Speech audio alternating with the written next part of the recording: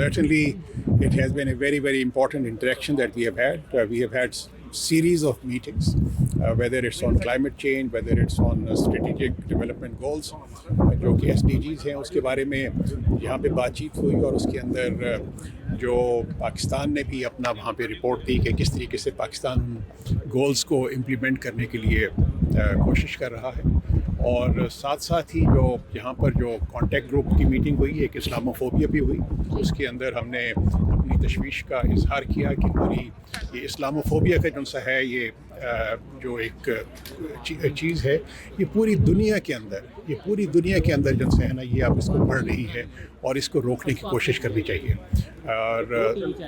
तीसरा आप ये जो सा है क्लाइमेट चेंज के ऊपर हमारी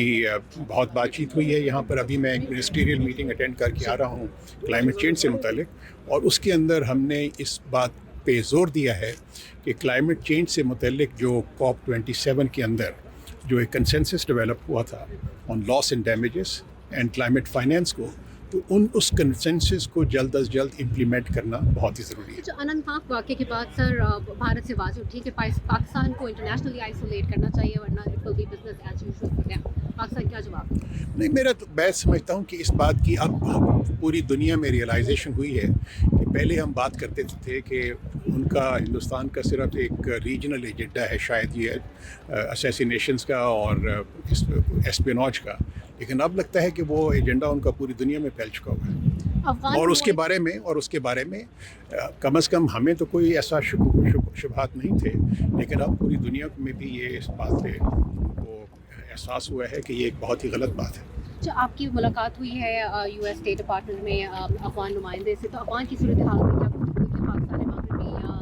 मशरक़ी कांग्रेस के लिए मदद मांगी अमेरिका से? नहीं, हमने मदद तो नहीं अपने मांगी. हमने तो सिर्फ ये है कि जो एक नॉर्मल हमारी डिस्कशन होती है, एक